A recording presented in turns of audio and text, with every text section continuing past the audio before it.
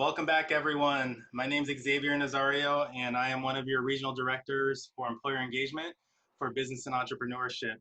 We're here to provide a quarterly update on the work that we've been doing with our communities of practice and other initiatives that we're leading.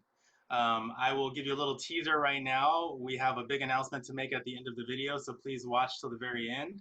Without further ado, I want to hand it over to my colleague, Micah Merrick, to kick us off with our updates. Hi, everybody. My name is Micah Merrick. I'm the other regional director for business and entrepreneurship here in the Bay region. And I'm here to give you a brief update of the work we've been doing over the last few months to continue to expand the community of practice that we set up in the spring of this year. So we've put together a short presentation for you here to tell you a little bit about the progress we've been making on the community of practice over the last few months, an initiative we started in the spring of this year. So as you can see from the map, we've expanded our reach. We're now have faculty representation from 21 colleges here in the Bay Area. And our goal is definitely to expand that to all of the remaining colleges on the map by the end of this next quarter. We also have 50 faculty members that are fully enrolled in the community of practice on the Canvas website, and many of them have been participating in calls over this past summer on different topics. We consider our phase one of this initial community of practice project to be largely complete. And our goals were to build relationships with faculty across the region, which we've done with the 50 faculty members I mentioned previously, as well as get a needs assessment for the different programs of study that are offered in our region. As you can see here, we hosted at least 8 different meetings over the past summer on a number of different program-specific topics, such as entrepreneurship or accounting, just to learn a little bit more about the needs of faculty in those specific disciplines. And we're looking to continue that work in the fall.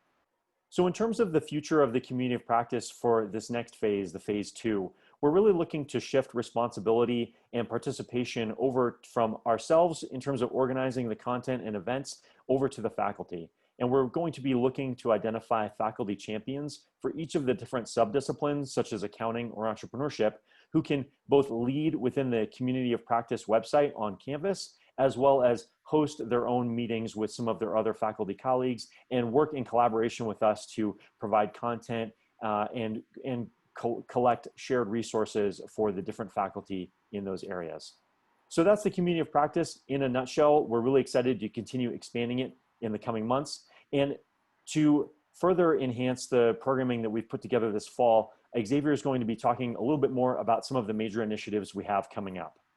Thank you, Micah. The top 3 initiatives that we'll be pursuing over the next quarter will be the first one, which is open educational resources training for faculty. We will also be looking at equity within the business disciplines. And then lastly, which is the big announcement, I'll share more at the very end, is we have approval on the AQ course in effective online teaching practices for business faculty.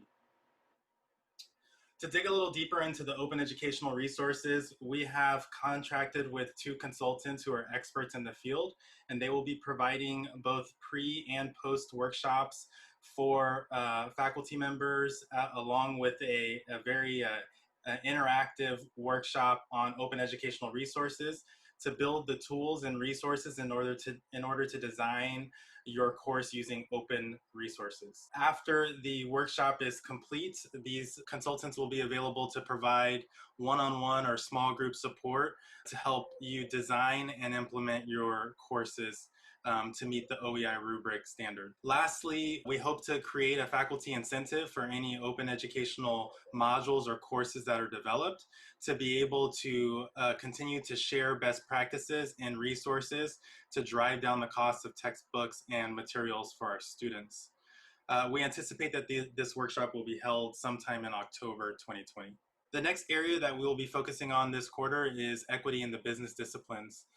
This area, we will have a speaker from UpUpdate, which is an organization that focuses on preparation for urban youth entering into corporate America. They have had a great success record, and he has specific tools and best practices that can be implemented by any faculty member to help increase or improve some of the success factors for minorities in your classroom. We anticipate that this workshop will take place in November 2020. Lastly, which is the thing that we're most excited about, we had put together an application for what's called a regional joint venture for the AQ course in effective online teaching practices. We just received word a couple days ago that the course was fully funded, and that means for our faculty members, there will be no cost to the college or the instructor. However, keep in mind the cost that you will be putting into it if you're interested in applying to it is your time and energy into this course. It is a year-long interactive course to become a better instructor in the online environment and to better understand how your students learn in an online environment. You can anticipate that it would be about 2 to 3 hours of time commitment, and you must teach at least one business course in both the fall and the spring semesters to be eligible.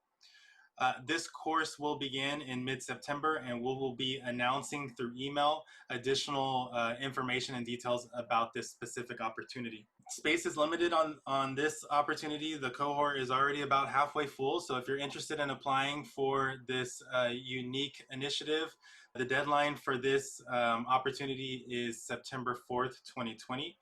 The application takes about 5 minutes to fill out, and you will be notified shortly after September 4th on if you've been admitted into the program or not.